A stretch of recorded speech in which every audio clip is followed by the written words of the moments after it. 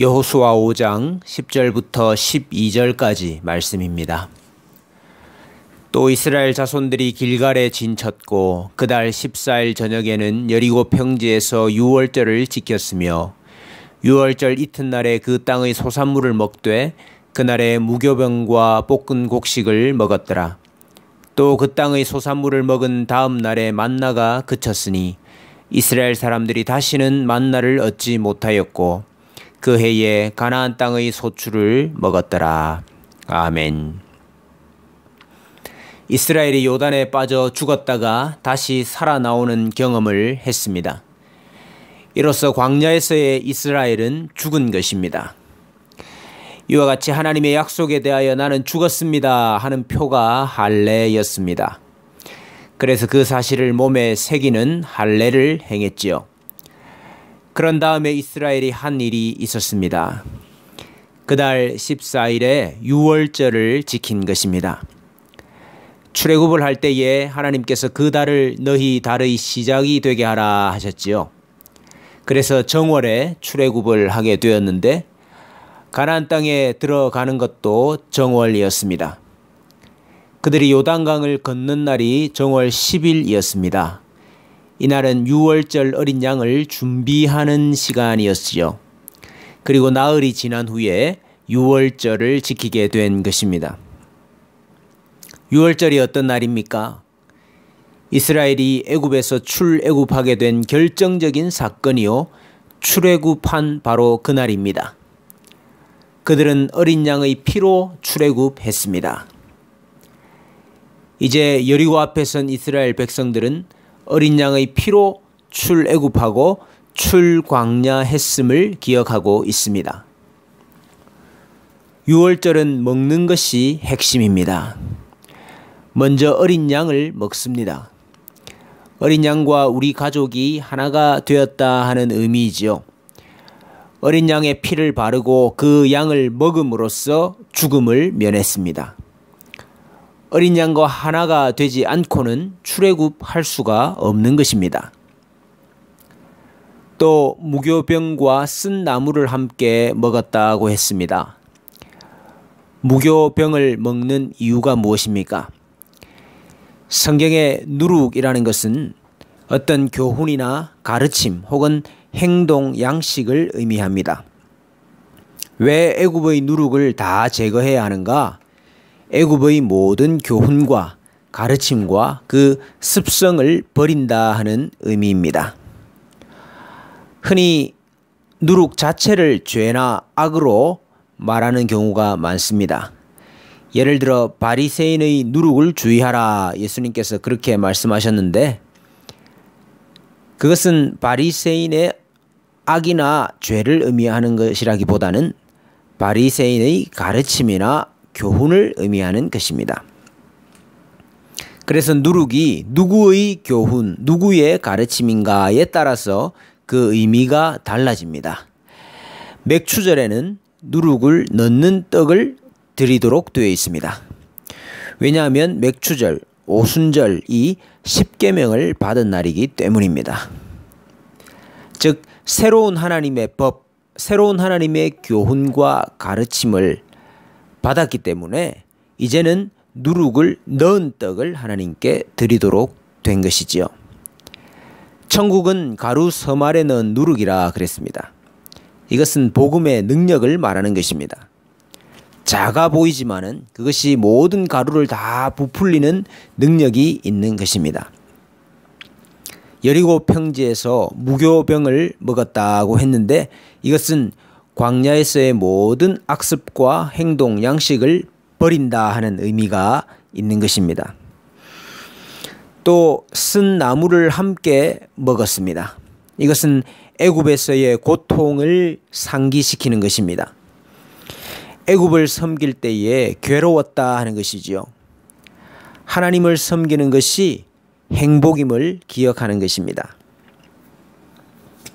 이 모든 것들을 급하게 먹으라고 했습니다.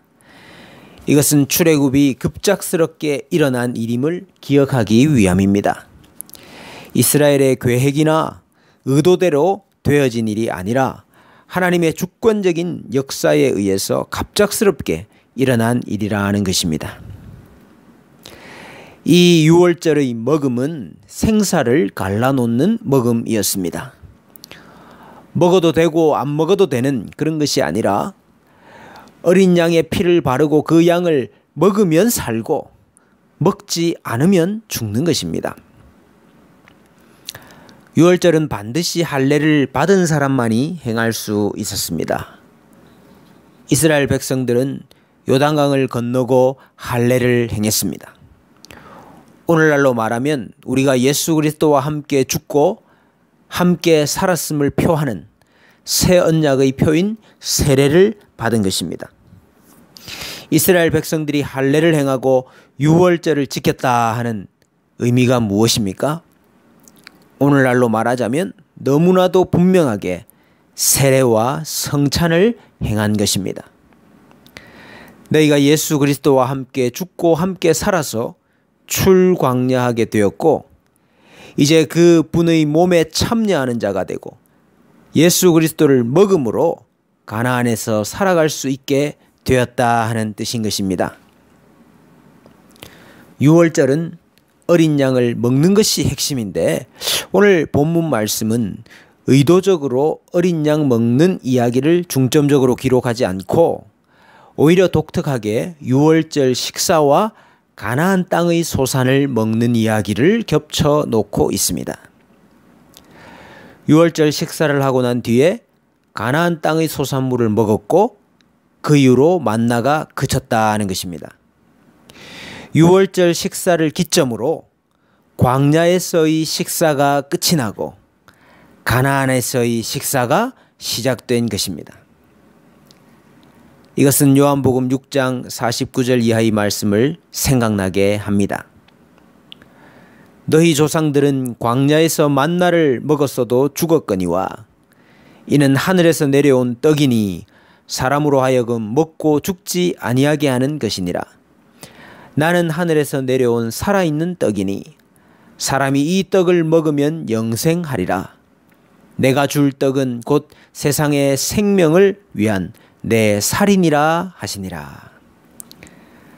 하나님께서 자기 백성에게 주고자 하시는 진짜 양식이 무엇이었습니까? 백성들이 가나안 땅에서 먹을 진짜 소산이 무엇이었습니까? 바로 예수 그리스도였습니다. 예수님을 먹는 것, 즉 성찬이 가나안 땅이 백성에게 주는 참 소산이요 참 양식이었던 것입니다. 유월절 식사는 먹어도 되고 먹지 않아도 되는 식사가 아닙니다. 우리의 생사가 달린 식사입니다. 우리 몸이 먹는 밥은 며칠 먹지 않아도 살 수 있습니다. 그러나 예수님을 먹지 않고는 살 수가 없습니다. 예수님과 하나 되어서 살아야만 가나안 땅의 복을 누리게 됩니다. 구원의 삶을 살고 구원의 안식과 평안을 누릴 수 있다는 말입니다. 오늘도 예수 그리스도와 한 몸 된 사람으로 사시기 바랍니다. 새 덩이가 되기 위하여 묵은 누룩을 내버리라고 하셨습니다. 애굽과 광야의 누룩, 원망과 불평과 거역의 누룩을 제거하고 감사하면서 사십시다. 이 세상의 괴이한 누룩을 제거하면서 사십시다. 세속이라는 자기 자랑이라는 음란이라는 포악이라는 누룩을 제거하면서 사십시다. 하나님께서 가끔씩은 예수님을 떠나 사는 삶이 얼마나 쓰고 고통스러운 것인지를 깨닫게 하기 위해서 우리에게 쓴 나무를 먹이실 때가 있습니다. 그럴 때 우리는 새롭게 깨닫습니다. 아, 예수님 안에 사는 것이 가장 큰 행복이구나. 이 세상이 아무리 빛과 번쩍해도 이 땅에 행복이 없구나 하는 것을 깨닫습니다. 하나님께서 계속 쓴 나물만 먹이시는 것 아닙니다. 너무 염려하지 마시고 이 사실을 깨닫고 감사하고 결단하면 하나님께서 가나안에 좋은 것으로 먹게 하실 것입니다.